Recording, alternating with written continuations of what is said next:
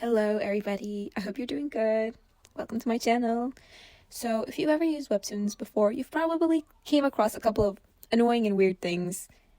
And today I just wanted to give you my top 10 pet peeves about Webtoons. Let's start with number 10.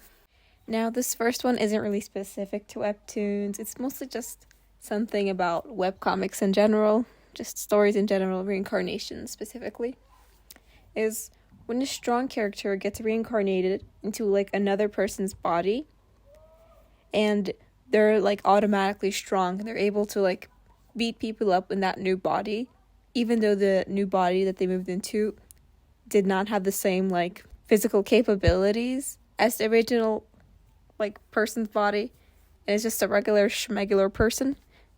And I think like a big perpetrator of this is this new webtoons that I started reading the other day called High School Queen. And in the story, like in ancient Korea, some kind of warrior, she gets reincarnated. Well, she gets killed and her soul gets reincarnated into like modern day Korean girl's like body. And this Korean girl, she's like a victim of bullying, she gets beaten up every day. But ever since like the warrior soul transferred into this high schooler's body, now she's all of a sudden able to beat up all her bullies and like pull some crazy WWE moves. Like, yeah, sure. Ugh, I don't know. I don't like it. Like, give us at least a training montage. It's too annoying. Like, okay, I know the story itself is already like not realistic because of the whole reincarnation, thing, but come on. Like, number 9, webtoons with misleading banners or tags. Now, an example of this that I would like to give is this webtoon called The Makeup Remover, in which it was tagged romance, but I read the whole thing. There's not really much romance, it's just like there was a little bit of a crush situation going on, but not a romance, not a drop. I mean, did I still like the webtoon? Yes, I did. I liked it. It was a good story, but like I read the whole thing up until the end and I'm like, so like when are they going to start dating, But they didn't. So I was like, okay, whatever, I guess. Number 7, webtoons that have been going on for way too long with no ending in sight. Lookism, Odd Girl Out. Like, okay, I really like these webcomics, I'm a big fan of them, but like, goddamn, Lookism. It's like every year, like, we find out, like, there's a new gang that's actually secretly behind this thing, or like another situation, or another character, another story. Like, when is it gonna end? Like, when are we gonna find out like how he got his second body? And it's been going on for so long that Daniel's original body got like super skinny and like fit. Like, damn. Okay. And with Odd Girl Out, honestly, I just kind of stopped reading, like, but I plan to pick it up again. But still, like, I started reading this when I was in high school and it's still ongoing. I wanted to include True Beauty in this as well, but like True Beauty ended and it took a goddamn while too for it to end. Same thing with Lore Olympus. Like, do we really need all those chapters? Number 6, I really hate it when the female character, like the main character, female, is like loved by every single male character. Every single male character thinks she's so beautiful and gorgeous and wants to date her, and if they can't date her, they will do everything in their power to protect her because they still love her.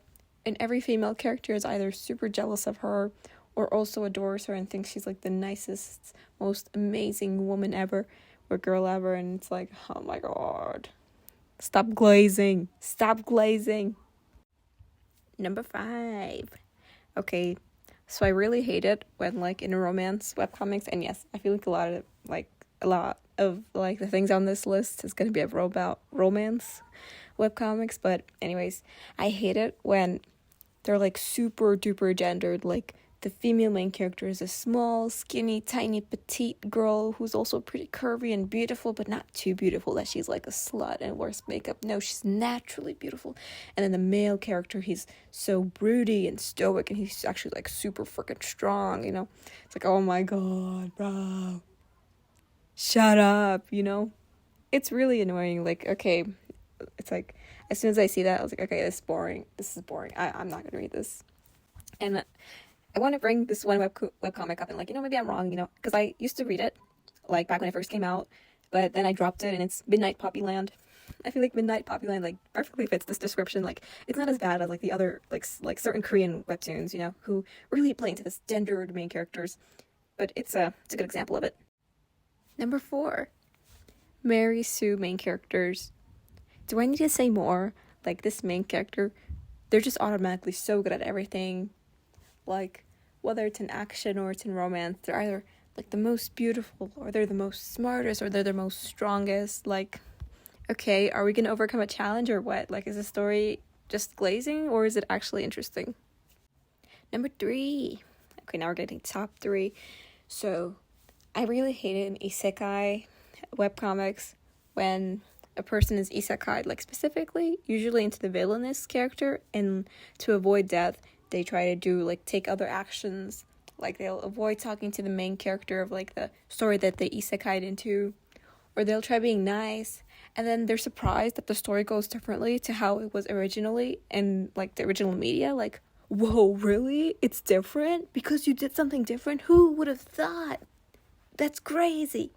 Number 2, I hate when sometimes, like, webcomics, there's this comedy trope of when, like, a male character gets, like, too nice to a female character, and a female character, oh my god, like, she's just so shy and she's just so, like, awkward that she, like, slaps him.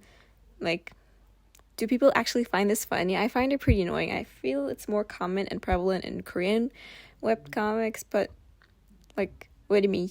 You just slapped him? Like, he didn't even do anything to you, get a hold of yourself. It just pisses me off. I don't like it. And for the number 1 spot, for the biggest Webtoons pet peeve that I have, goes to male CEO leads. Like, wrap it up. Wrap it up. I'm not reading this. Like, I'm not reading this at all. Like, I'm so sick and tired of it. Do you guys not know any other professions?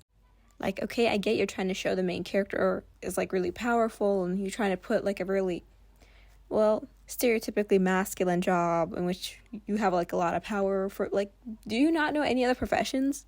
Surgeons? Hello? Maybe actors? Maybe directors? Maybe presidents? God damn, I don't know. Like, something creative. Please, stop with the CEOs. It's so boring. And that's all of my pet peeves for today. Thank you so much for watching my video. By the way, let me know if you agree and give me examples. Like, I want to know which one of these webtoons is also guilty of one of these pet peeves and annoying habits. And if you disagree or you dislike my video, let me know too, Let me know. Thank you so much for watching my video. I'm so happy that you're still here if you are. Have a wonderful day. Goodbye.